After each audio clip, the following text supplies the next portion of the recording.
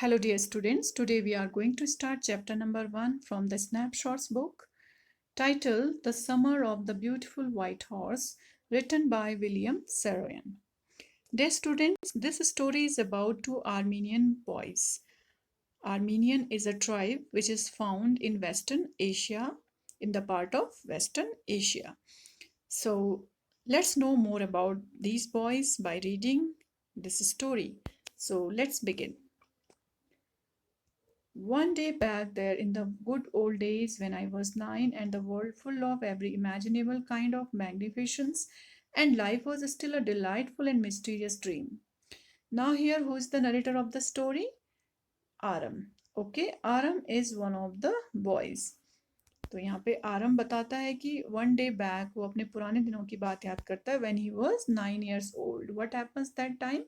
The world was full of every imaginable kind of magnificence. Magnificence means extremely beautiful. Generally, what happens when we are young, very young, like we are between our 5 to 10 years age, what happens? The world looks imaginable and magnificent.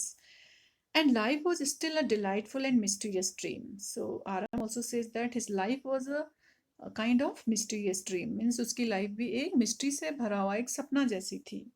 My cousin Morad, who was considered crazy, now he tells about his cousin Morad, who was considered crazy by everybody who knew him except me. यानी कि उसके अलावा सब उसको crazy समझते थे उसके cousin Morad को. Came to my house. तो उस उम्र में एक दिन क्या होता है वो उस मुराद उसका कजिन उसके घर आता है किसके आरम के एट 4 in the morning और कितना बज रहा होता है 4 बजे सुबह के and woke me up by tapping on the window of my room and उसको उठाता है उसकी विंडो पे टैप करके टैप मीन्स हिट करना Aram he said and he announced Aram I jumped out of the bed and looked out of the window. As soon as he heard the voice of his cousin, he jumped out of the bed. अपने bed से उछल के कूदता है और खिड़की से बाहर देखता है. I couldn't believe what he saw, but what he saw that was unbelievable. जो वो देखता है उसके लिए मतलब विश्वास नहीं कर पा रहा था उस चीज पे. It wasn't morning yet. कहता है सुबह तो नहीं हुई थी उस टाइम तक, but it was summer and with daybreak. यानी कि daybreak means dawn, early morning, time before the sunrise. Not many minutes around the corner of the world, it was light enough for me to know I wasn't dreaming. कहता है कि with daybreak था, हो सकता है कि many minutes around the corner of the world, कई जगहों पे तो कई मिनट पहले ही सुबह हो चुकी होगी लेकिन वहां पे काफी लाइट थी कि वो देख सके कि वो डे ड्रीम तो नहीं कर रहा है. ही वॉजंट ड्रीमिंग मतलब वो कोई सपना नहीं देख रहा है. इट मीन्स कि वो अपनी खिड़की से बाहर सब कुछ क्लियरली देख सकता था. My cousin Mourad was sitting on a beautiful white horse. What he saw उसने देखा कि उसका जो कजिन मोराद है वो एक सफेद रंग के घोड़े पे बैठा हुआ है. I stuck my head out of the window. Stuck means it took out his head out of his window and rubbed his eyes. अपनी आंखों को रब करता है. Yes, he said in Armenian. Armenian language में बोलता है उसका cousin. It's a horse. You are not dreaming. ये एक घोड़ा है तुम सपना नहीं देख रहे हो. Make it quick if you want to ride. And says कि जल्दी करो अगर तुम इस पे राइड करना चाहते हो मेरे साथ. I knew my cousin Morad enjoyed being alive. अब वो कहता है कि वो अपने कजिन को अच्छी तरह जानता था कि वो जो भी चीज करता था उसको अच्छे से लाइव मतलब उसको काफी इंजॉयफुल तरीके से करता था. More than anybody else who had ever fallen into the world by mistake. World by mistake means जो भी इस दुनिया में आया हो. मतलब मुराद एक अच्छी लाइफ जीता था यानी कि जो काम करता था तो वो सचमुच में वो करता था. But this was more than even I could believe. लेकिन इस टाइम उसने जो किया ये ऐसा था कि जिस पे मैं बिलीव नहीं कर सकता था. मैं means here Aram. In the first place क्यों नहीं बिलीव कर पा रहा था? Why he couldn't believe?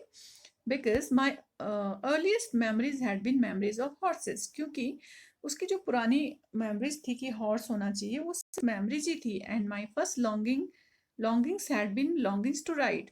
और उसकी जो पहली लॉन्गिंग्स थी मीन्स डिजायर्स थी. वो क्या डिजायर्स थी, इच्छाएं क्या थी? घोड़े पे राइड करना. Okay, this was the wonderful part. इसलिए उसको लगा कि ये उसकी लाइफ का सबसे वंडरफुल पार्ट है, अमेजिंग पार्ट. किसकी लाइफ का? आरम का. In the second place we were poor. दूसरी चीज कि वो बिलीव नहीं कर पा रहा था that there is a horse and Mourad is sitting on the back of the horse because they were very poor. वो और उसका कजिन मुराद वो काफी पुअर थे, मीन्स वो एफोर्ड नहीं कर सकते थे कि वो एक घोड़े को खरीदें। This was the part that wouldn't permit me to believe what I saw. That's why he couldn't believe what he saw. We were poor. We means he and his cousin and maybe his whole Armenian tribe. We had no money. Our whole tribe was poverty stricken. Now he says his whole tribe was poverty stricken. मतलब उसकी पूरी ही tribe, मतलब जो उनकी community थी, उनका समुदाय था, वो सब गरीब थे. Poverty stricken means full of poverty. Every branch of the Garoflian family was living in the most amazing and comical poverty. Comical means funny poverty in the world. कहते हैं कि जो हमारी गैरोफ्लेनियन फैमिली थी, जो आर्मीनियन कम्युनिटी से belong करती थी, वो सबसे गरीब थे वर्ल्ड में. Nobody could understand where we ever got money enough to keep us with food in our bellies. And nobody could understand. कोई नहीं समझ सकता कि वो अपनी bellies मतलब अपने स्टमक को खाना देने के लिए कहाँ से मनी कमाते हैं. Not even the old man of the family, यानी कि उनके घर के बूढ़े लोग भी नहीं जानते थे. Most important of all, though, we were famous for our honesty. Here, Aram says that they were known and they were famous, popular for their honesty. यानी कि उनकी जो ट्राइब थी वो ईमानदारी के लिए जानी जाती थी. We had been famous for our honesty for something like 11 centuries. और कहता है कि हम अपनी ऑनेस्टी के लिए लगभग 11 centuries मतलब 11 सदियों से जाने जाते थे. Even when we had been the wealthiest family, तब से जबकि उनकी फैमिली वेल्दी हुआ करती थी, रिच हुआ करती थी. In what we like to think was the world, और जिसमें उनको ये पता था कि दुनिया क्या होती है. We were proud first, honest next, and after that we believed in right and wrong. He says that कि उनको प्राउड होता था कि वो ऑनेस्ट हैं, वो मतलब अपनी गरीबी पे भी उनको प्राउड होता था. उसके बाद दूसरी बात ये थी कि वो ऑनेस्ट थे, और तीसरी बात ये है that they believe what is wrong and what is right. उनको पता था कि गलत क्या है, सही क्या है. None of us would take advantage of anybody in the world, let alone steal. और कहता था कि हम में से कोई भी दुनिया से कोई भी फायदा नहीं लेता था, प्रॉफिट नहीं लेता था, एडवांटेज नहीं लेता था, और कभी भी वो लेट अलोन स्टील यानी कि चोरी तो वो बिल्कुल भी नहीं कर सकते थे. Consequently means as a result, even though I could see the horse, वो घोड़ा तो देख सकता था, so magnificent, so beautiful, even though I could smell it, और वो उसको स्मेल भी कर सकता था उस घोड़े को, so lovely, even though I could hear it breathing, उसकी सांस लेने को भी सुन सकता था, so exciting, it was so exciting for him. I couldn't believe the horse had anything to do with my cousin Murad or with me or with any of the other members of our family. और वो believe नहीं कर सकता था कि ये घोड़ा मुराद के पास या मेरे पास या हमारी फैमिली के किसी और मेंबर के पास आ सकता है. asleep or awake, सोए में या फिर जागे में. because I knew my cousin Murad couldn't have bought the horse, क्योंकि उसको पता था कि उसके कजिन मुराद उस घोड़े को नहीं खरीद सकता. and if he couldn't have bought it, he must have stolen it. and he thought that if he couldn't bought it, अगर वो इसको खरीद नहीं सकता तो उसने जरूर इसको स्टील किया है. I refused to believe he had stolen it. But still, he refused. He couldn't believe that his cousin had stolen the horse, क्योंकि उसे पता था कि उनकी फैमिली में सब लोग क्या होते हैं, ऑनेस्ट होते हैं. No member of the Garoflanian family could be a thief. He couldn't believe कि उनकी Garoflanian family में कोई एक पर्सन क्या हो सकता है, एक चोर हो सकता है. Okay, who couldn't believe? Aram.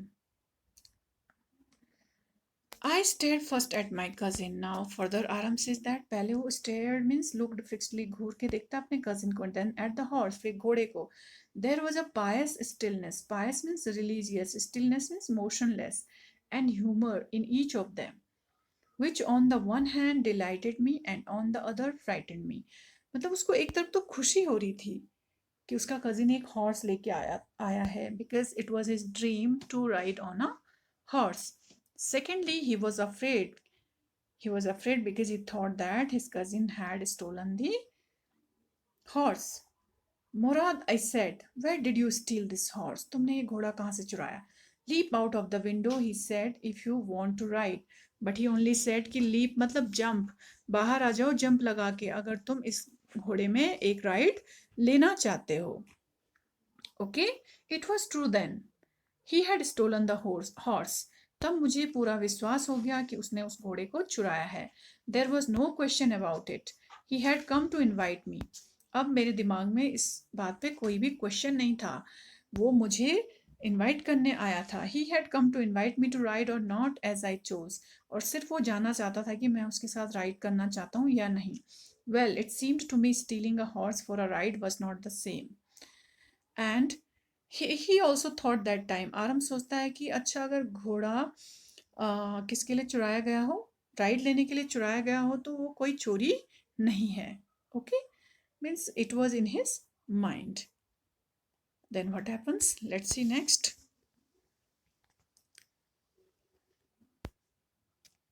So he thought that it is not stealing something else such as money, क्योंकि पैसा तो नहीं चुराया है, सिर्फ एक हॉर्स को चुराया है। उस टाइम आरम ने यह सोचा। For all I knew may be it wasn't stealing at all. That time he knew that हो सकता है कि ये इसको स्टीलिंग ना कहते हों। Okay, if you were crazy about horses the way my cousin Mourad and I were, it wasn't stealing. और अपने को कंसोल करता है कि एक तरह की तसल्ली देता है कि अगर मैंने और मुराद ने घोड़े को सिर्फ एक राइड लेने के लिए लिया है तो ये एक चोरी नहीं है। It wouldn't become stealing until we offer to sell the horse. और ये तब तक स्टीलिंग नहीं कही जा सकती जब तक हम उस घोड़े को किसी को बेचते नहीं। Which of course I knew we would never do, and he knew that they will not do this, means they will never sell the horse. Let me put on some clothes. Then Aram said that let me put on means wear some clothes. I said, all right, he said. वो कहता है कि ठीक है, but hurry, लेकिन जल्दी करो. I leaped into my clothes means he quickly wore his clothes. I jumped down, he jumped down to the yard, means in front of his house, in that open area from the window, and leaped up onto the horse behind my cousin Morad. Leaped means jumped. और वो घोड़े की back पे अपने cousin के पीछे बैठ जाता है। Okay, that year we lived at the edge of a town on Walnut Avenue. और उस साल वो कहाँ पे रह रहे थे? एज मतलब कॉर्नर में, टाउन के किनारे में, आउटर पार्ट में। कहाँ पे? The place was known as Walnut Avenue. Behind our house was the country, और उनके हाउस के पीछे की तरफ को जो कंट्री मीन्स जो विलेज था वो था।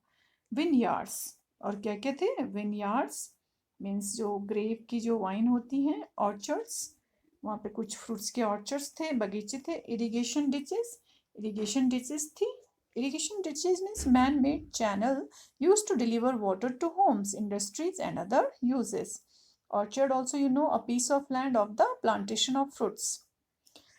And country roads, और क्या थी? जो country roads मतलब जो उनके गांव की तरफ जो सड़कें जाती थी।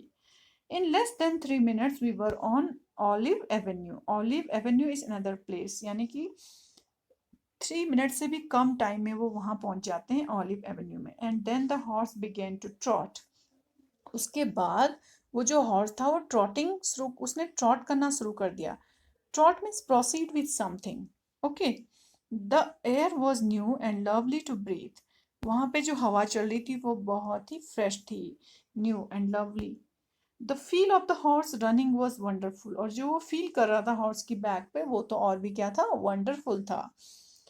My cousin Morad, who was considered one of the craziest members of our family, began to sing. और उसका cousin, who was supposed to be one of the craziest, enjoyable members of their family, he started singing. I mean, he began to roar. Okay? उसका मतलब है कि वो roaring शुरू कर दी उसने। Every family has a crazy streak in it somewhere. Streak means race, a kind of person. And my cousin Morad was considered the natural descendant of the crazy streak. Descendant means a system that develops from an earlier simple version, means जो उनकी पहले की जो पीढ़ी थी उनसे हूबहू जो बन के आया हो। कहता है कि वो क्रेजी था, इसलिए जाना जाता था कि वो नेचुरल डिसेंडेंट है, क्योंकि उनकी फैमिली में पहले भी इस तरह के क्रेजी मेंबर्स थे। Before him was our uncle Khosrove, और उससे पहले उनके जो अंकल थे वो इसी टाइप के इंसान थे। Who always wanted to enjoy his life. An enormous man with a powerful head of black hair. और इससे पहले, मुराद से पहले, उनके अंकल जिनका नाम खोसरो था, वो एक बहुत बिग मैन थे in size, with a powerful head of black hair and the largest mustache, और उनकी बड़ी बड़ी मूछें भी थी। इन द सैन जैक्विन वैली 2, और वो कहाँ रहते थे? सैन जैक्विन वैली 2 में। A man so furious in temper, और वो जात गुस्सैल भी थे। Furious means an angry man. So irritable, so impatient, or irritable means he generally he used to irritate others. So impatient, वो patience नहीं था उनके अंदर, that he stopped anyone from talking by roaring. It is no harm, pay no attention to it. और वो किसी को भी रोक देते थे from talking by roaring, चिल्ला के। It is no harm, pay no attention to it. और वो क्या कहते थे कि it is no harm, pay attention no it, इसमें कोई नुकसान नहीं है, इस चीज़ों पे ध्यान मत दो। ये किसका कहना था? उनके अंकल जिनका नाम क्या था? Khusro. Okay, so here student, you see that Murad had stolen a horse just for the sake of a ride. And here Aram tells us that he was a crazy man, and before that, his uncle was, whose name was Khosrow, he was also as crazy as Murad.